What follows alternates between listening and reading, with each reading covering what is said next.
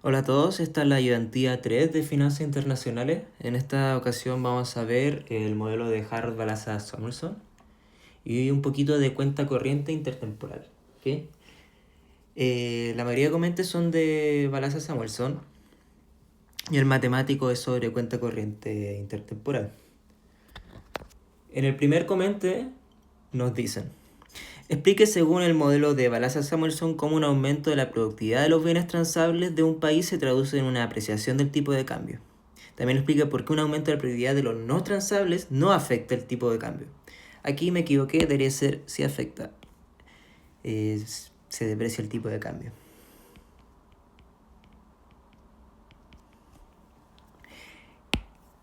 Entonces, ¿por qué un aumento de la productividad de los bienes transables aprecia el tipo de cambio?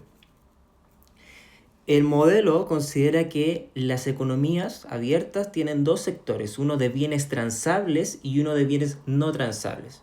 La diferencia es que los transables, al haber movilidad entre los países, deberían seguir la ley del precio único. Es decir, el precio del transable tiene que ser igual al precio del transable en el exterior, considerando el tipo de cambio nominal. ¿Ya? Esa es la diferencia básicamente elemental de los sectores transables y no transables.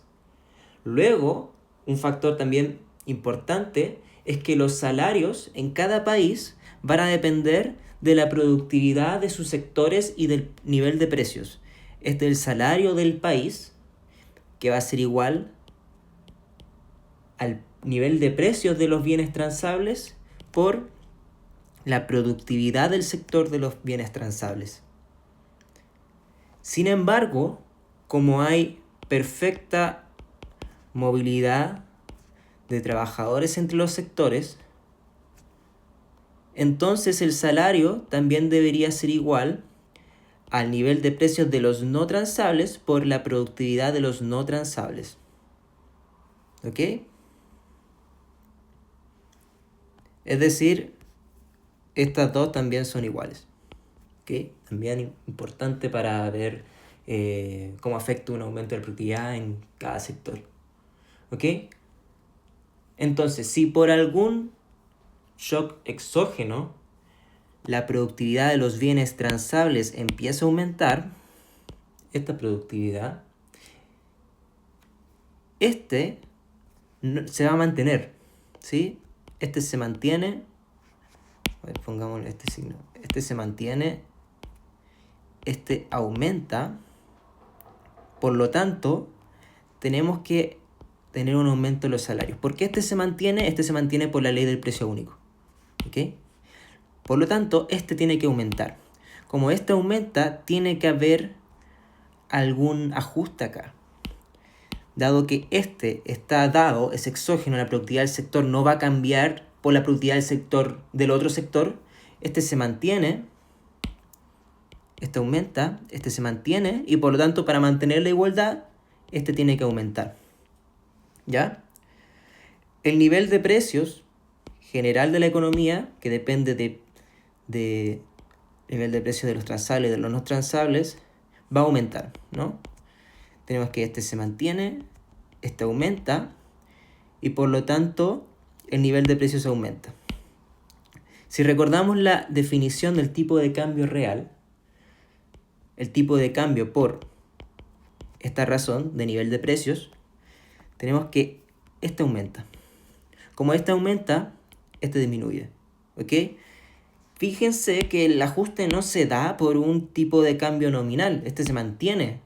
El precio de los demás también se mantiene. Lo que pasa es que el nivel de precios de la economía aumenta, lo cual aprecia el tipo de cambio real. ¿Ok?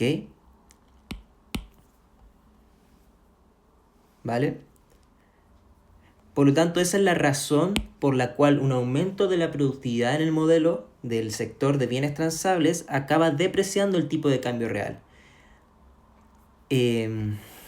¿Y qué pasaría si es que el aumento de productividad viene del sector de no transables? ¿Okay? ¿Qué pasaría? Bueno, un aumento de la productividad de los bienes no transables presiona de alguna manera el salario al alza, ¿ok? Voy a borrar estas que venían de la... ¿Vale? Ahora tenemos que este aumenta, ¿ok? Este aumenta. El precio de no transables va a aumentar. Veamos que... Voy a mover este aquí para que sea más claro. Tenemos esta igualdad, ¿sí? Este aumenta, pero el salario no puede aumentar, ¿ok? No puede aumentar. Porque este está dado por la ley del precio único, ¿sí? Y este está dado porque no va a aumentar de esa manera la productividad de un sector. Entonces, este se mantiene, lo cual implica que el salario se tiene que mantener y por lo tanto el único factor que puede en este caso ajustarse sería el nivel de precios de los no transables. Es decir, nos volvemos más productivos y como el salario no puede cambiar, entonces el nivel de precios es el que se tiene que ajustar a la baja. ¿Ok? Siguiendo esta misma lógica, entonces, si el nivel de precio de los transables se mantiene y el nivel de precios de los no transables se reduce, entonces el nivel de precios de la economía también se tiene que reducir. Volvamos a la definición de tipo de cambio real. Si este disminuye y los demás se mantienen constantes, entonces el tipo de cambio real aumenta, es decir, se deprecia. ¿Ok? Entonces, un aumento de la productividad de los transables aprecia el tipo de cambio, mientras que un aumento de la productividad de los no transables deprecia el tipo de cambio. Al final la razón viene de estos dos factores, que sería la ley del precio único, que es básicamente la diferencia entre bienes transables y no transables, y la perfecta movilidad de trabajadores entre los dos sectores que hacen que el salario entre los dos sectores tenga que ser igual. ¿Ok? Ahora, acaban siendo básicamente supuestos, entonces podrían no cumplirse en la realidad, ¿sí? Es un supuesto decir que hay perfecta movilidad de trabajadores entre los sectores, ¿ok? Pero no sirve, ¿sí? Para abstraer las cosas, ¿ok? Entonces, vamos a la B que nos dice un aumento en el gasto de gobierno que se orienta principalmente a bienes no transables puede generar una apreciación del tipo de cambio real, incluso si el tipo de cambio nominal se mantiene constante. Como en el caso anterior no cambia el tipo de cambio nominal, cambia el tipo de cambio real. ¿Ya? Y nos dicen un aumento en el gasto de gobierno se orienta principalmente a bienes no transables, puede generar una apreciación del tipo de cambio real. Entonces, esto más bien como intuición económica, no hace falta meterse en tanta ecuación. Un mayor gasto público incrementa la demanda de bienes no transables, ¿sí? Y asumiendo que esto es inelástico, ¿no? Hay una cierta oferta de bienes no transables, el gobierno demanda y por lo tanto aumenta el precio. Es como un shock a la demanda. ¿Ok? Dado que aumenta el nivel de precios de los no transables, tenemos en este caso, este se mantiene, este aumenta y por lo tanto el nivel de precios aumenta, ¿sí? El tipo de cambio es E por la razón de las internaciones con los domésticos. Este aumenta y por lo tanto este disminuye. Se aprecia el tipo de cambio. ¿Ok? Eso básicamente. El tipo de cambio nominal no tiene por qué cambiar, se puede mantener constante, ya que la apreciación real proviene del aumento de precios internos de acá, no de acá, esto se mantiene constante. ¿Ok? Ahora vamos a la C, que es mucho más entretenida, que nos dan el tipo de cambio real de Chile desde los 90 hasta el 2023. Y podríamos explicar algunas de estas tendencias, dado el contexto económico de Chile en esos años. ¿Ok? Primero, notamos que entre el 90 y el 97 hay una gran apreciación del tipo de cambio. ¿Sí? El tipo de cambio baja y se está apreciando. ¿Por qué podría ser esto? Este es más entretenido porque lo podemos relacionar con Balassa-Samuelson. Y es que en este caso podríamos decir el aumento de productividad de los transables en Chile. Este sería el factor. Y como vimos en el modelo, ¿qué pasaba cuando aumentaba la productividad de los transables en Chile? Tendríamos como un aumento de la productividad. Sí se podría traducir de alguna manera en mayores salarios de todos los sectores de la economía, incluyendo los no transables. Y este aumento en los salarios de los no transables genera un aumento también de los precios de los no transables. Es decir, la productividad de los transables aumenta. Como el precio de los transables sigue la ley del precio único, entonces el ajuste tiene que darse por el salario, ¿ok? No por porque ese está determinado por la ley del precio único, ¿ok? Cuando aumentan los salarios, también tienen que aumentar los salarios de los bienes no transables. Como la productividad de los no transables se mantiene constante, entonces aquí se tiene que dar el cambio, ¿ok?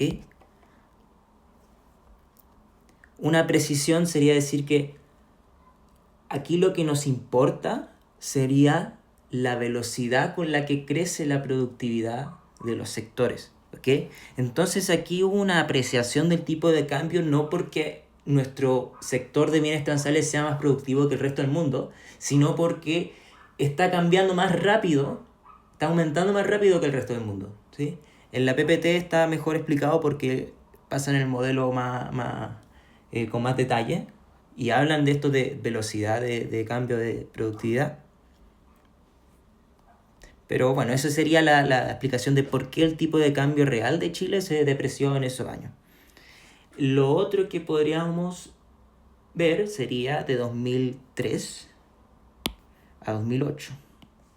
Esta parte.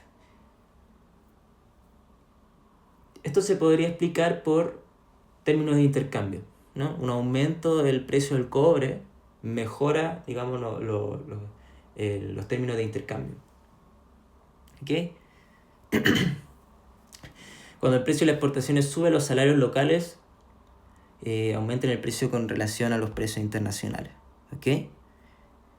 Entonces, un aumento del precio del cobre hizo que se depreciara el tipo de cambio real. ¿Ok? Y esto se da de nuevo por un cambio en el nivel de precios. 2020-2021 también podríamos decir que ocurre un caso como el que vimos acá. Un aumento de la demanda de bienes no transables del gobierno. ¿Ok? Esto puede depreciar el tipo de cambio real.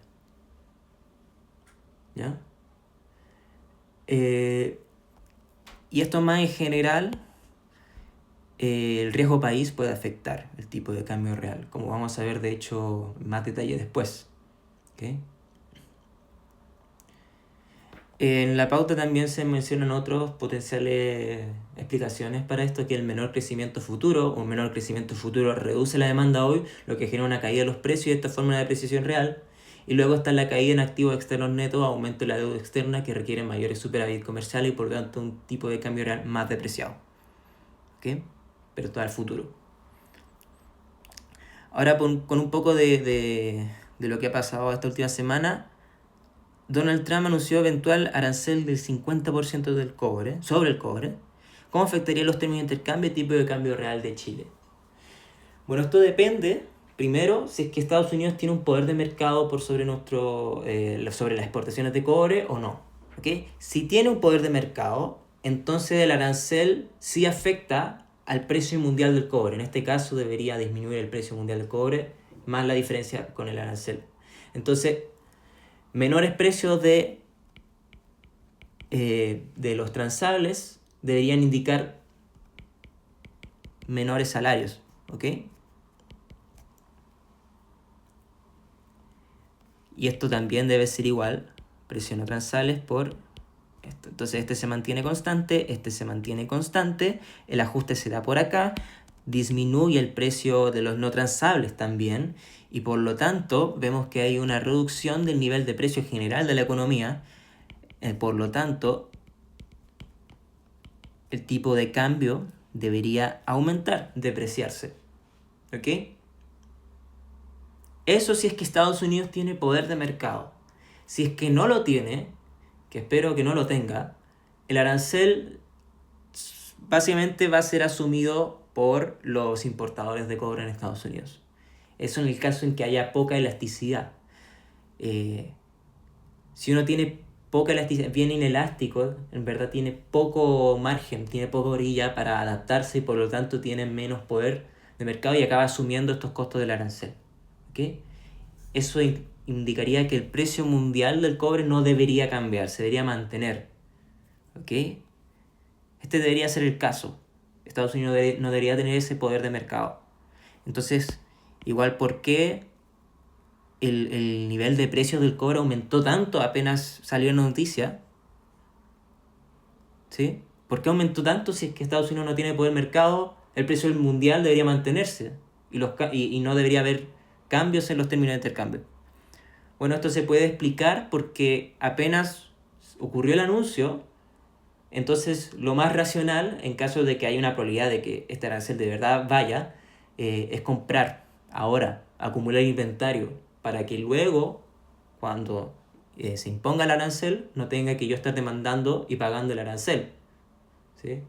Entonces se anticiparon y por lo tanto aumentó la demanda de cobre y aumentó el precio del cobre. Así que vamos a ver cómo va evolucionando esto. Lo que espero que pase es que el nivel de precio del cobre se mantenga. ¿Sí? Que esto solo haya sido un movimiento de precaución. ¿Ok? Ahora pasamos a cuenta corriente. La E y la F nos dicen, controlar el déficit en cuenta corriente en el primer periodo mediante un alza de la tasa de interés puede tener efectos apreciatorios sobre el tipo de cambio real. ¿Ok? Aquí hay que considerar, y lo vamos a ver en el matemático, la restricción de la cuenta corriente. Es que la cuenta corriente al final es deuda, o sea, el déficit de cuenta corriente al final es deuda y por lo tanto se tiene que pagar. ¿Sí? Se tiene que pagar una tasa de interés.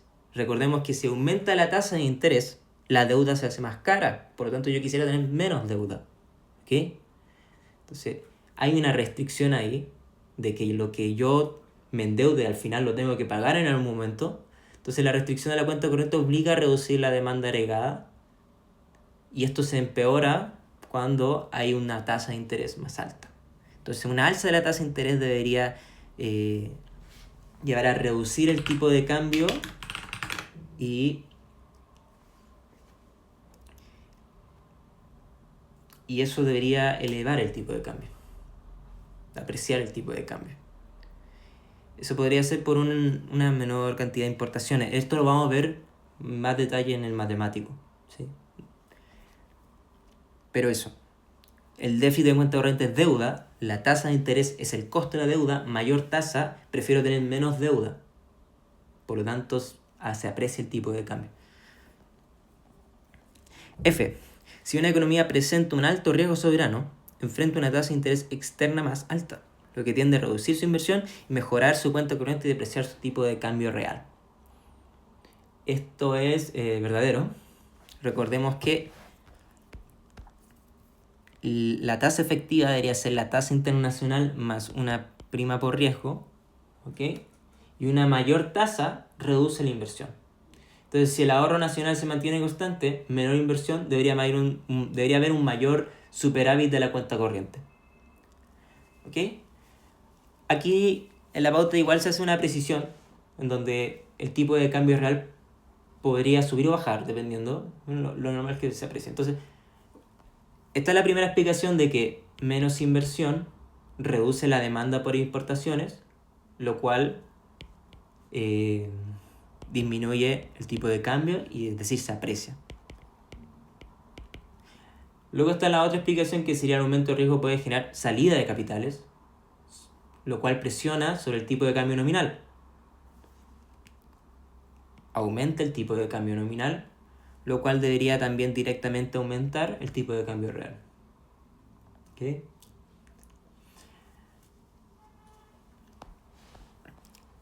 pero veamos con más detalle cuenta corriente con el matemático.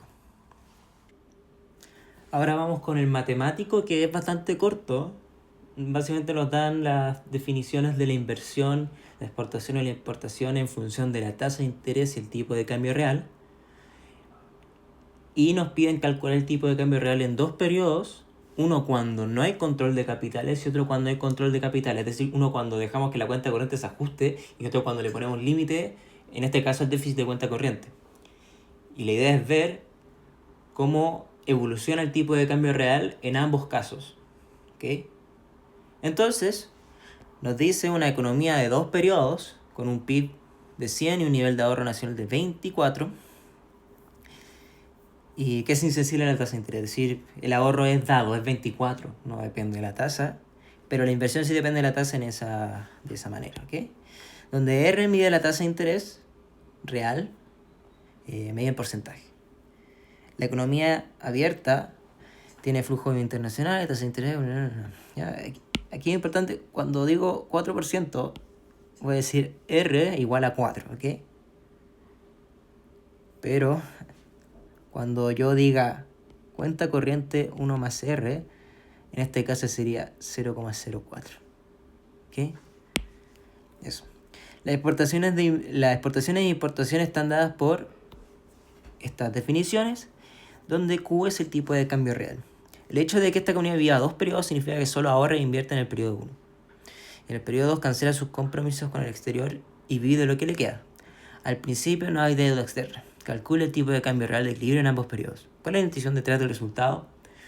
En el primer periodo seguimos el procedimiento que se ha ocupado en el control y en la ayudantía, que es básicamente la inversión es igual al ahorro. Tenemos que la inversión sigue 42 menos 2R. ¿Ok? Luego, la inversión es igual al ahorro, que es el ahorro nacional, con el ahorro externo. ¿Sí? El ahorro nacional sabemos que es 24, que estaba dado y que no dependía de la tasa de interés. Por lo tanto, si despejamos con R igual a 4, vamos a tener que 42 menos 2 por 2, 4, nos debería quedar 30 y... Bueno, 2 por 2. 2 por 4, 8, 34. ¿Ok? Esa es la inversión. 34 debe ser igual a 24, que es el ahorro exógeno, más el ahorro externo, que debería ser 10. ¿Ya? El ahorro externo es 10.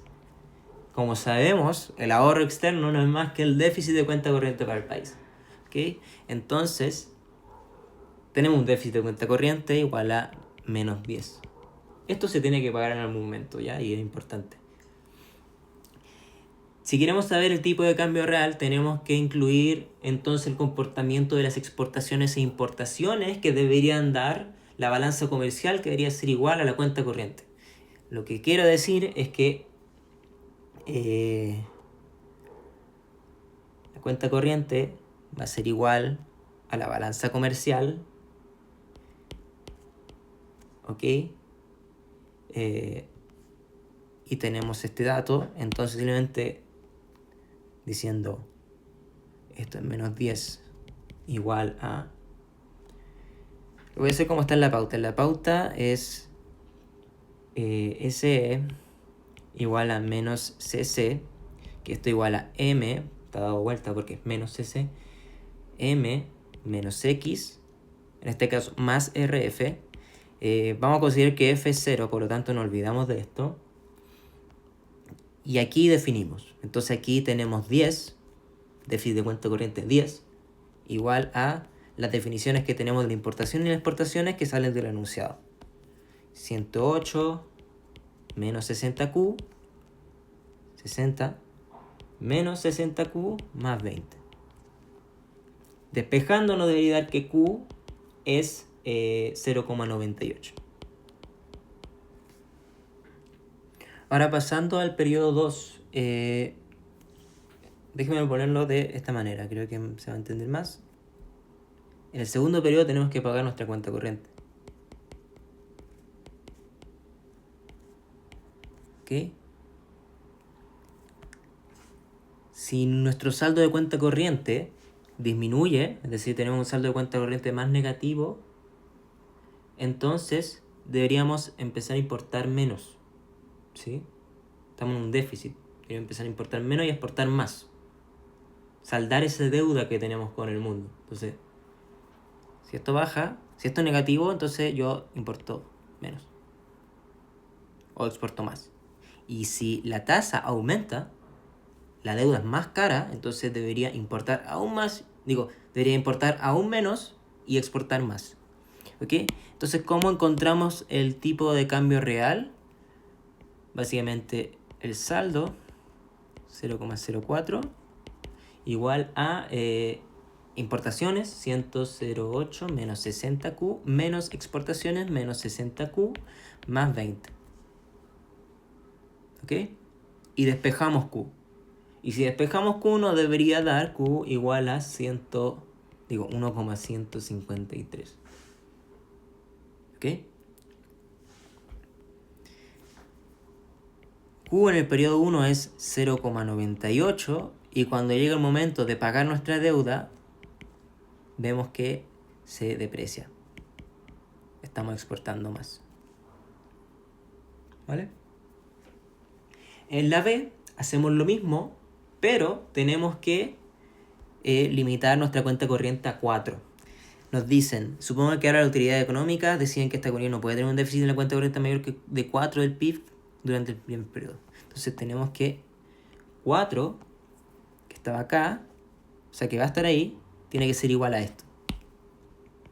108 menos 60Q menos 60Q. 60Q más 20, que la importación es menos exportaciones. Entonces, Q en este caso va a ser 1,033. Luego lo mismo en el segundo periodo. Menos 4 con los intereses. ¿Ok? Recordemos que es 4 de déficit de cuenta corriente. Entonces, en verdad la cuenta corriente es menos 4. Entonces, 4 igual a... me estoy adelantando. Disculpen. Me estoy adelantando. Capiemos el déficit en cuenta corriente a 4. Pero esto también va a tener una repercusión sobre la tasa. ¿Ok? Porque teníamos antes que la inversión, que era 42 menos 2R, tiene que ser igual a la tasa, al ahorro nacional, 24, más el ahorro extranjero. Como sabemos que ahora la cuenta corriente está capeada a 4, esto a lo más va a ser 4. Por lo tanto, tenemos que la igualdad de ahorro e inversión pasa a ser esta. 42 menos 2R, 24 más 4. 42 menos 2R igual a 28.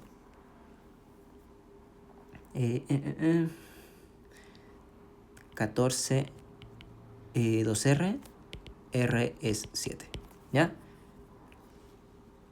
Eso. Entonces, aquí calculamos el tipo de cambio real en primer periodo. ¿Sí? Aquí no tuvimos que usar la tasa de interés, porque eso importa en el segundo periodo. Sacamos la tasa de interés con el equilibrio ahorro-inversión, sabiendo que ahora la cuenta corriente, el déficit de cuenta corriente va a ser a lo más 4. Nos da que la tasa de interés va a ser 7. Ahora calculamos el tipo de cambio real en el periodo 2 con la nueva cuenta corriente y la nueva tasa de interés. Entonces tenemos menos 4, es la cuenta corriente, más 1 más la nueva tasa, 0,07, igual a m menos x. 108 menos 60q, menos 60q, más 20. Despejando q nos debería dar 1,102. ¿Ok? Entonces, antes teníamos q1 1,033 y ahora tenemos Q2 1,102. Y en la C nos piden interpretar qué pasó, ¿ya? Entonces, en el caso en que no controlábamos de ninguna manera la cuenta corriente, entonces la moneda se depreciaba más en el primer periodo y había un mayor cambio en el segundo periodo, porque al principio incurríamos en más déficit de cuenta corriente y como luego lo teníamos que pagar, entonces teníamos que aumentar mucho nuestras exportaciones y eso depreciaba la moneda. ¿Se entiende? Entonces el cambio era mayor, era de 0,98 a 1,53. Pero cuando estamos controlando el déficit de cuenta corriente, al principio no se aprecia tanto, ¿sí? No entran tantos capitales. Por lo tanto, no incurrimos en tanto déficit de cuenta corriente y a pesar de que la tasa es mayor, acabamos teniendo menos deuda y por lo tanto el cambio de aquí hasta acá es menor. ¿Ok? Entonces tenemos que cuando controlamos el déficit de cuenta corriente, incurrimos en menos deuda y por lo tanto a la hora de pagar la deuda, el tipo de cambio real se tiene que ajustar menos. ¿Sí? Es decir, cuando controlamos la cuenta corriente, el trayecto del tipo de cambio real es más estable. ¿Sí? Que es la conclusión del ejercicio. Espero que se haya entendido. Recuerden que pueden escribir sus dudas al correo. Y eso. Que les vaya bien en su estudio.